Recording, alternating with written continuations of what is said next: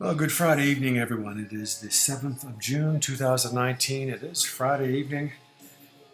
And yes, that's classic Van Halen in the background. I hope you enjoy it. And if you don't, well, turning your mute on or turning your turning your volume down is not going to help you. Let's do a short video here. This week was really about, and those of you that have been following this for years, you know this stuff well. The main driver of things are central bank threats and central bank actions and fiscal policy threats and actions, not just from the Fed, but all the top central banks. And sometimes, things happen from the White House and the president and stuff like that. Anyway, so Tuesday morning before markets opened, our friend Jim Bullard from the, yes, that Jim Bullard, if you've been following this for years, with my famous release, the Bullard comments. So Bullard made a threat before markets opened that will probably begin lowering rates sometime soon. Of course, you as longtime readers and subscribers know, you were expecting this, right? Because I've been expecting this sometime soon. I wasn't expecting it this week, but I was expecting it soon. Anyway, so that's what happened Tuesday morning before markets opened. You can't see it on this chart. I should probably do another one, but it's Friday night and I'm having a pint and enjoying some Van Halen. I just thought I should keep this short and sweet. So so this one Bullard intervened on Tuesday morning before the market opened, saying, "Hey, we'll probably do some rate cuts," and then wahoo is what happened, right? Tuesday, Wednesday started kind of running out of gas, although went all the way to 28.50, and that's pretty damn respectable. We got the BLS's employment report this morning, and that was dismal. And inconvenient. So there was someone leaked after that report. Someone leaked a comment, I think, from the White House, saying that they'll push out the China tariffs a week or so in the hopes of maybe they'll get an agreement next week. So what did that do?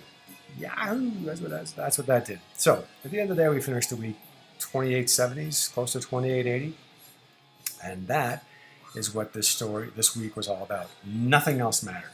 Earnings don't matter. Fundamental things, don't matter. Things like employment, things like that, they don't matter. All that matters is the main macroeconomic backdrop, broad scale, and what's happening from central banks in terms of threats and actions. And other things like that. Okay, so that's all that has mattered for years, and it's still the same. It's still the case, right? So let's take a look at what the greedometer is looking like. So that's this week here, right, and that's next week. So I was forecasting, I think previously, that we probably make it to the high 2800s in a few weeks' time. But then again, you guys will recall that was predicated on an assumption that there wouldn't be any sugar bombs. And well, we did. We got the Bullard rate cut threat this week. We had the ECB, incidentally, also doubling down on forward guidance, saying no rate hikes for further out as far as you can see. And of course, today the tariff,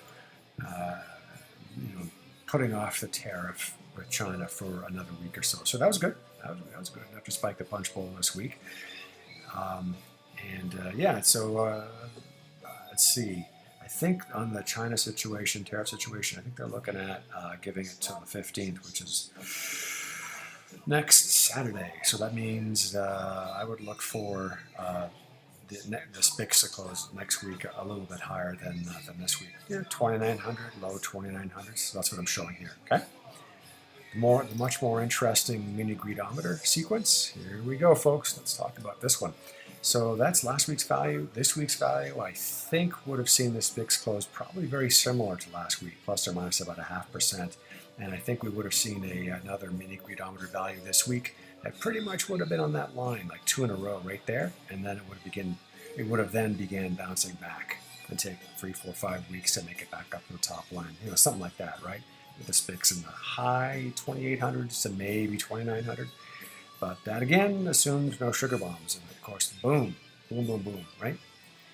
So what's that going to do? What that's going to do is that is going to warp the baseline a little bit flatter. First of all, we did not see the mini greedometer baseline again this week, and this will get warped sort of like bend it a little bit flatter. Okay, so from there to there, and we push out the end point a little bit. This necessarily also means that we will climb a little higher than high 2800s to 2900 to low mid 2900s over the next few weeks. Okay, which is what this is supposed to say. Somewhere in time over the next 2 to 4 or 5 weeks, and this kind of a spread in value. So that'll be the top line, new top line point, and this is what the future will look like. Now, with that said, let's see, probably July-ish. You know, I've been talking about the Fed begin dropping rates for months, and I think the July FOMC meeting, we will see the Fed begin dropping rates, okay? So that will probably take us from this number 2 baseline to that, a little bit warp it there, to number 3 baseline, to about like that. And I'll cause a new top line up here, and I'll push it out to about like that, okay? The Fed will stop its QT, quantitative tightening program, in September. And let me see, what, Bullard, yep, rate cuts, yep, China-US trade agreement, not sure we're going to get one next week or next weekend or the week after. Not sure, and if we don't, there'll probably be another, the week after next, a bit of a pullback again. You know, maybe all the way to retest, 2750 again, 2 weeks after next week, to about there. Okay, could be. Could be. In any event, but this is the regime that we're going to be in. We're going to be in something close to that from a baseline, something close to that for a top line. And at some point in time, we will see a China-US trade agreement. And when we do, it'll push up a little bit more and warp it a little bit again. So this is pretty much the mechanics, what we're going to see for the next little while, right? Let's see. If we don't get a trade deal and there's no more sugar bombs, and that's pretty much our reality, something like that, okay? The recession entry point has been changed from September-ish this year to probably about December-ish, maybe January. And I expect that when we do get a rate cut and warp it a little bit, warp the baseline flatter, warp the top line, push it out, and push the recession entry point to about February. And then if we get another one in terms of China-US trade deal, we'd probably end up about that.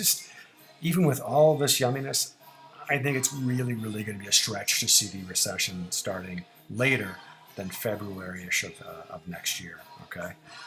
I suspect with all this warping, we'll close this year on the SPIX pretty much flat, which I don't know where it entered the year, probably the 2500s or so that's probably pretty close to where it finished the year, assuming all this yummy warping, and then that's what the future looks like for next year, okay? Why do I have this chart?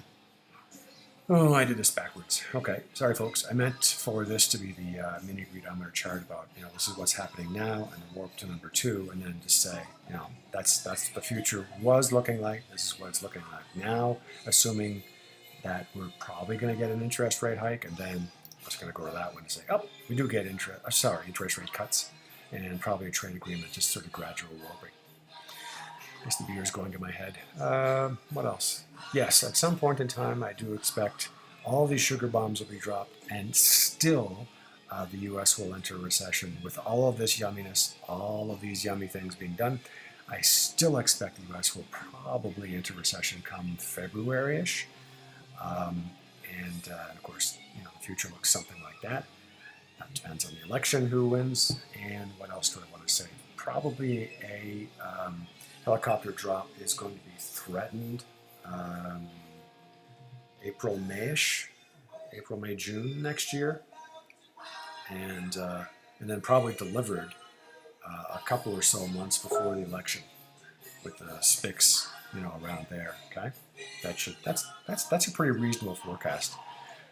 So markets are not random. They are, you guys have been following this for years. They, of course, are not random. They're completely driven by the broad backdrop and the ability of central banks to, keep dropping sugar bombs. Anyway, and with that, you folks have a great weekend. You gotta like that Van Halen, right, from the 1980s. Actually, I think this is late 70s, 70, 78. Anyway, Have a great weekend.